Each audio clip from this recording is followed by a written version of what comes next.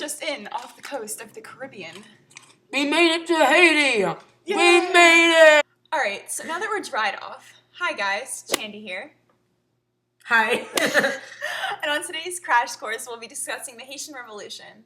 I know you've heard about John Green and his crash courses, but we've taken him hostage to fulfill his duty of crash course creations ourselves. Since our passion for history blogs is way more overwhelming and acquired than his, so here we go. Okay. Okay. Well, I bet you're wondering how it started, or maybe you don't care at all, and you're only listening to this video because Armstrong said it was a requirement. Obviously, we love the Haitian Revolution so much, I have a shrine in my room. Okay, why don't we start with the basics? The location of Haiti remains in the Caribbean Sea between Puerto Rico, Jamaica, and Cuba. Haiti currently consists of around 10 million people and stands as the poorest country on the Western Hemisphere. Also, more facts you should most likely know in case you're being questioned by Keith. I don't know, you might have a quiz. That's true. About the attributes that make up Haiti include it being the first independent nation in the Caribbean, second in the Americas, runner-up to the United States, which is where we began our pilgrimage today, the second democracy in the Western Hemisphere, and the first Black republic in the world. The revolution lasted from 1789 to 1804, and Haiti was the first country in Latin America to gain independence. You see, in 1492, your boy Chris Columbus visited Haiti with his bro, and he was like, dude, let's claim this ish. And so he renamed it Hispaniola, and along with the Spanish, killed off basically everyone that lived there. Nice, right? And as if Haiti wasn't bad enough, the French would soon transport millions of slaves to Haiti. They soon worked to death. Nice. Love it. So basically what happened was the colony of Saint-Domingue, which was the former title of Haiti, became the richest colony in France, and everyone got mad jealous of how well they were doing. So what do people do when they get jealous? They play dirty, of course. Other countries were hella envious of Haiti, furnishing 2/3 of France's trade, and constructed about 1,000 ships and 15,000 French sailors to sail aboard them. Hard to believe how poor Haiti is now, right? Anyways, life was changing rapidly for natives to Haiti.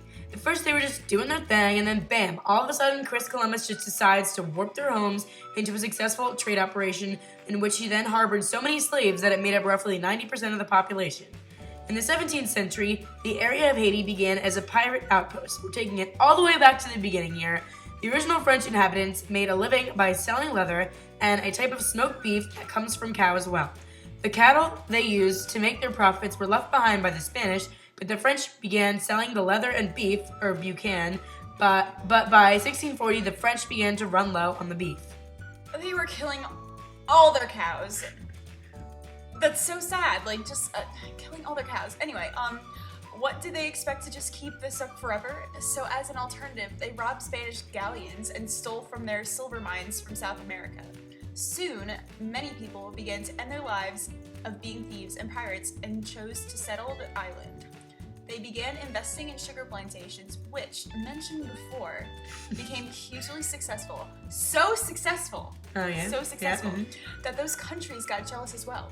Big surprise. Everyone's just jealous here, you know? Just like green with envy. The country of Haiti quickly became the most valuable country in the West Indies. However, not all parts of Haiti were as sweet as the sugar. The only country that had more slaves than Haiti was Brazil, but this by no means said it was any less brutal. Remember how we said the Haitian sugar plantation owners worked their slaves to death? Well, we weren't kidding. By the late 18th century, more slaves were being sent to the island of Saint-Domingue per year than the entire white population on the island. Horrible working conditions also prevented slaves to reproduce, which led to the need to import more and more slaves each year. So I bet you're wondering about the society as a whole, or maybe you're not. You know what, I'm gonna tell you anyway.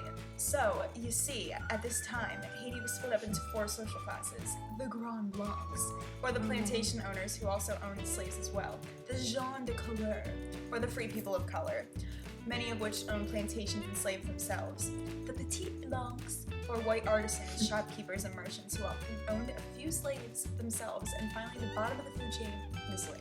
They don't even get a fancy French name because they're just so irrelevant. They suck! Oh, anyway, moving along. You've already heard about the harsh brutality of the slaves underwent during the time period, but during the French Revolution, every class had something valid about which to complain, which just really sucks. Everybody's complaining. Yep. They're all unhappy It's about just the government. high They're all scores. unhappy. They were all unhappy with their standards of living and how the government was regulated. These slaves in Haiti, however, were the ones who wanted to make a change. Were they? Oh, yes, they were.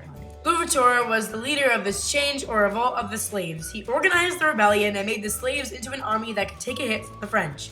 Spain and Great Britain, like the slaves, disliked France, and because of this, supported their rebellion.